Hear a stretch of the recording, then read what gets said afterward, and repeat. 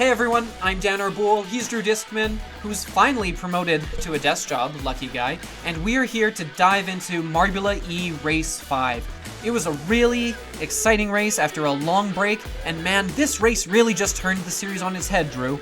That's right, everybody. Your prayers and hashtags worked. Drew Discman is now Drew Discman. Promotion, baby. The race was exciting. It had a big impact on the overall standings, and there is definitely going to be a very exciting final pre to look forward to. I would even say that this race was definitely the biggest event in America today by far.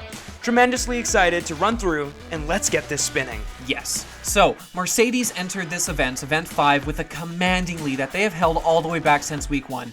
It's not as big as it once was, but they're still up 12 points over second place. And Porsche was really the only one with a chance left to make a run for the lead.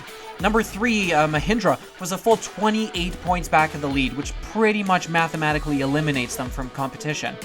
So, we found out early on in the qualifiers that this week was going to be all about the long straightaway sections and the sharp 90-degree corners. Now, this is comparable to the real New York Formula E track, which has a very similar layout. But here, the big difference for Marbula E is you're going to want to take that outside edge on every curve possible so you don't lose your momentum. If you don't hit that outside edge, you're going to hit the inside, you're going to come to a complete stop as you hit it at a 90-degree angle. So right off the lift especially, it's important to come off the right side of the lift whenever possible to be able to ride that curve. We also picked up on the importance of this curve about halfway through the run. 6 of the 8 top qualifying runs all managed to dodge this curve and kept their momentum straight through, including every top 4 time. We would see this come up both in the qualifiers and in the final pre, particularly for Mercedes, who really struggled with that one. And ironically, it's hard to talk about Mercedes when you're dealing with Porsche.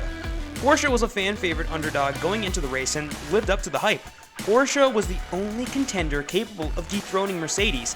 Porsche shot forward after lagging behind in around 3rd place until they bumped forward on one of the many straightaways. After shooting ahead out of the gate, Mercedes was devastated in the opening lap and dropped back to 10th.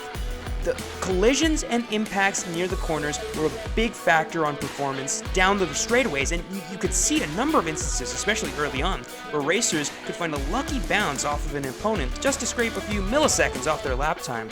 This was evident especially through Porsche's gold grab and Mercedes' silver sulk. Yeah, a bad corner here could drop you back as much as 6 spots in a single instant. You lose all your momentum, plus, outside the qualifier, you have opponents knocking you around. If you get turned around, it can be nigh impossible to get back facing the correct way. Plus, now everyone else is moving at full speed, and you need to get moving. So, this all emphasizes the importance of getting the outside curve, of knowing the course, knowing which turns are coming up, and being able to execute that plan under all the pressure they're under. Now, let's actually talk about Audi for a second. Only 14 points to show for their efforts so far this year, which they have to be disappointed about. For a majority of the race, no one really approached them, and ever so increasing gap kept a huge barrier between 1st and 2nd place, but Porsche bounced over the barrier and cinched 1st place after much back and forth about who would emerge victorious. It was a promising start, but they just couldn't keep enough consistency to get the win. Even so, still a great finish for Audi that netted them their best finish of the season. But of course, the biggest story here was Mercedes. Mercedes, they had it all. They literally just had to show up, get a decent finish, and they could coast to victory with 1 race left, having put in all the hard work. But not when they bombed like this. Wow! Instead, they now find themselves 11 points back of Porsche, who took 1st. The only person who could possibly catch them, and they got 1st while they took 10th. It was embarrassing. You have to give it to Porsche. They stayed in there all season long, scrapping for each point they could get, just for this opportunity, where Mercedes would slip and they could grab the lead. Look, the tone is now going to be incredibly different going into the final race. The standings are tight, and it's really now Mercedes who's gonna have to mount the comeback. Well, I, for one, cannot wait for the final race of Marbula E. I'm excited and anxious, really, to see what Porsche, Mercedes, Audi, and the rest of the crew have to offer in the finale. We'll see you all again on Sunday for the first race of the new Marbula 1 season. Take care. Hey, thanks for watching. Maybe check out some of our other series on the channel, or subscribe to the Marble Report to make sure you're always up to date with the latest and greatest in marble news. We'll see you at the next one.